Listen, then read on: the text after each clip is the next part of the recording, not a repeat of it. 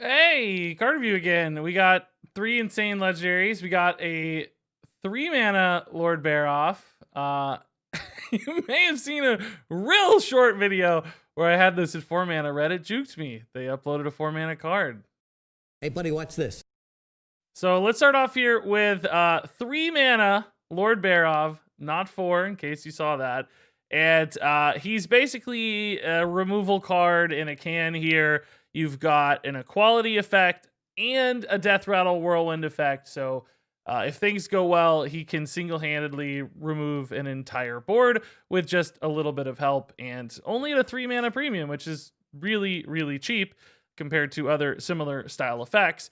So, ideal use case here, you plop this on board, you ruin your opponent's stuff to 1 health, you have a risky skipper, you have a goblin lackey that you use this to trade in and kill itself to wipe everything with death rattle. You have titanic lackey to kind of force your opponent's hand, hopefully they don't have a silence. You have consecration if you're in paladin. Maybe you run this with a wild pyromancer. Clearly the possibilities are totally endless for how you can use this thing. So at first I was like, oh my god, that's so efficient, like an equality on a stick. That's crazy. This is going to be such a powerful tool. And I think it will be. I think it's a great card. I don't think it's like totally over the moon insane though, just because it does need a follow-up of some sort, and it's not that much crazier than old equality, and that was a fine card, but it wasn't like this totally bonkers card. I don't think the 3/2 stat line here really helps much. That said, there are some cool scenarios that happen here where Lord Barov like survives on board, and it makes it hard for your opponent to kind of do something the next turn. Maybe they can't play a bunch of lackeys because Barov's in the way and they don't have a way to kill him. So there is some friction he can create in those scenarios as well. But there's also a downside where if you have a board, you don't really want to play this guy, he gets a little bit stuck. That said, he's just so powerful at removing your opponent's board. He's even good against like single target threats. If your opponent has like a 5/5, you have a weapon equipped, you need to deal with it. Slam the Barov, right? You get a 3/2. You trade into the big ol' whelp, and you're as happy as can be. So a good fit for both classes. Probably better in Warrior in my mind than in Paladin, but you could absolutely see this one in both cases. A very, very good card. Not a meta reshaping one by any means, but just a solid option. All right, next up here is High Abbess Allura, a new 4 mana 3/6 for Paladin and Priest. The PP class is back. And Spellburst, cast a spell from your deck, targets this if possible. So we've got here a really natural fit for any kind of buff style class. You put this in your Libram Paladin deck, you play it on turn 4, you maybe have a 0 mana Libram of Wisdom, you slam it on this card, you've already got a pretty decent little minion, and boom, it casts you a Libram of Hope for free, summoning you an 8/8 Divine Shield with Taunt on turn 4. That's maybe one of the luckier scenarios, but absolutely a possibility that can happen with this card with some regularity. Even if the crazy high roll doesn't happen, you can still do things like hit this with a Hand of A'dal, and you're going to draw yourself a card, and you're going to get a nice buff on your minion. It's going to be hard for your opponent to remove. You got to try again next turn on that Libram of Hope. And there's some pretty crazy swingy shenanigans possible, I think, with High Abbess Allura. Even if it low rolls into another Libram of Wisdom, I don't think that's the end of the world, right? Getting another Libram cheated into play sooner means you start chaining those Librams faster. There's also the worlds where you run other buffs like Blessing of Kings and Pharaoh's Blessing and these things to increase your ability to hit something really powerful on High Abbess Allura. So on the other side of things, we have Priest. And with Priest, it's a little bit shakier, right? Because maybe Priest wants to run Shadow Word Pain, and you definitely don't want to get the Shadow Word Pain on this. Maybe you want to run Plague of Death, as we saw in the video. You don't necessarily want to Plague of Death this.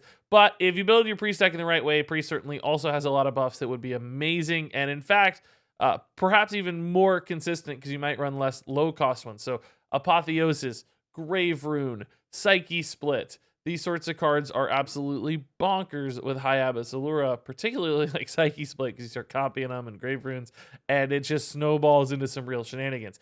And that may not go in like a normal Galakron or Control Priest that we could envision, but I think there's still this Tempo Priest world that exists, that's coming.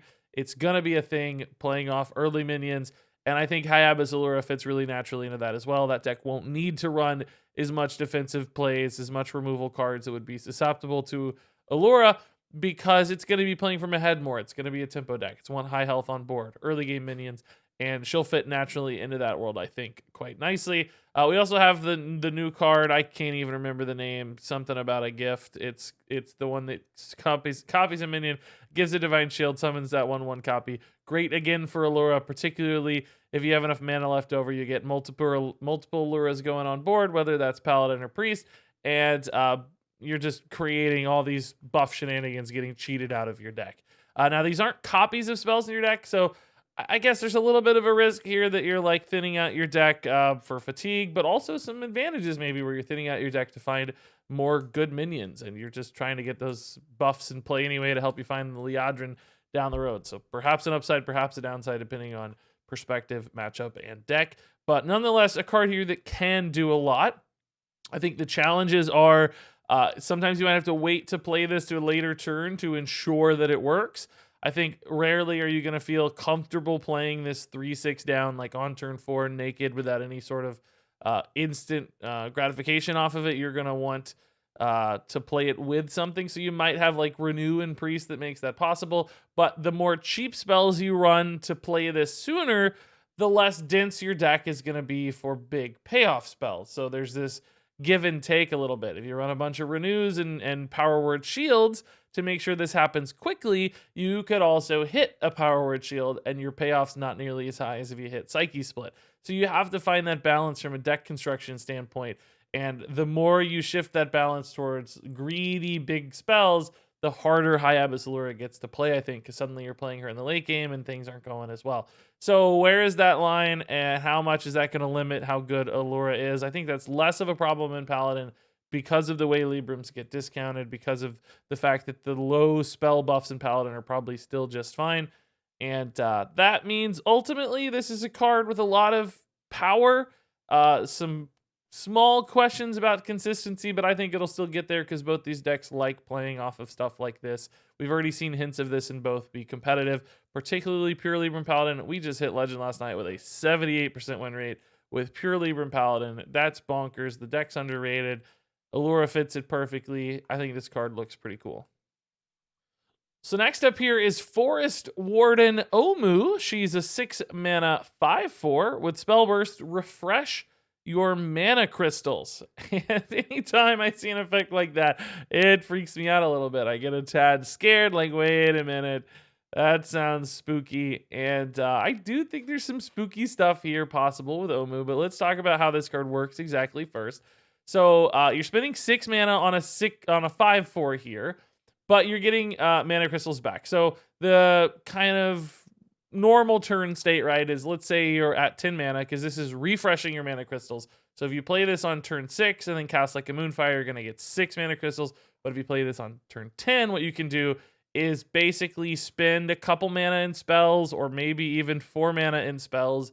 Then you drop your Forest Warden Omu. You want to make sure that the spell burst goes off at the right time. Then you cast, let's say, a Moonfire or an Innervate or whatever 0 mana spell. So you've cast Power of the Wild, Omu.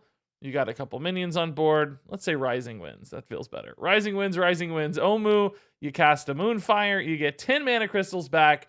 And then you cast like Survival of the Fittest, the new 10 mana spell that gives +4/+4 to everything. So you've buffed all 3 minions on board a ton. You've buffed your hand, your deck, and you're really excited that you pulled off this crazy turn. So Omu is kind of like you get a 5/4 and 4 extra mana if you pull it off perfectly smoothly. If things don't go quite as smoothly as that, you get a 5/4 and some amount of extra mana. But, you know, theoretically a 5/4 and 4 extra mana is what's possible out of Omu. It's not 10 extra mana because you're spending a good portion of that on Omu itself in every scenario. Now, alternatively, there are like shenanigans possible here where if you say like Maiev this to save it for a later turn, or if you cast Germination on it, what will happen is you'll play Omu, you cast Germination, that activates the spell burst on the first Omu, but the copy is new and still has spell burst active. This has already been confirmed by Blizzard.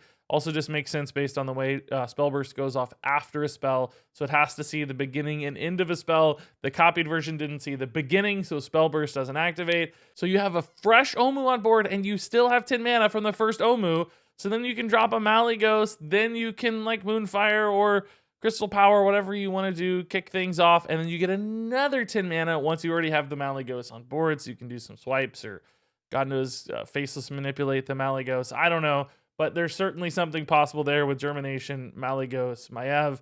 So a combo coming out of this is 100% possible. So we've got the kind of normal standard way to play Omu where you're just getting extra mana and you're playing a big spell or a big thing and you're happy. And it's more of a kind of tempo giant innervate sort of thing, or kind of more like cheating out of 5/4. And you've also got the combo potential for Omu. Now, I don't necessarily think he feels that good as the kind of super innervate card where you cheat out a 5/4. Those turns will exist and they'll be fun, I'm sure, but I think they're going to come pretty late in the game and it's going to be hard to make a big enough impact. And the 5/4 itself doesn't swing things all that much, so does the extra 4 mana swing things all that much? Yeah, maybe. It kind of helps you build a board, but we've seen Druid cheat out minions before. There was the old Arcane Tyrant, there's the Anubisath Defender, I think it's called right now, where you can cheat out these bodies anyway. So is this 5/4 all that incremental on that? Maybe. It's not bad, but it's not super exciting to me. The Malygos combos in standard are potentially more scary, but is Imprison Satyr a better way to do that sort of thing? And it's still not working all that well right now. I don't have answers to those questions. It's really, really hard to predict the consistency of an OTK combo. What I'll say is this card allows things to happen. It does a big effect. Mana refreshes are scary because any kind of way to figure out the combo, they become very oppressive very quickly. So I do think this card is good. It's not very consistently good, perhaps. It's not something I think we're going to expect to see in every Druid deck, but it's definitely got the potential to make a big meta impact, make a splash. Germinate Malygos combo could be a thing. So Forest Warden Omu is definitely one to watch out for. Lord Barov is a 4-star card. High Abbess Allura is a 4-star card. Forest Warden Omu is a 3-star card. And there you go, guys. 3 mana Lord Barov. That's the deal. And a lot of crazy legendaries. We're almost out of legendaries, I think. I think tomorrow will be the final review. So thanks for joining me. Thanks for hanging out. Subscribe if you want. And until next time, game on.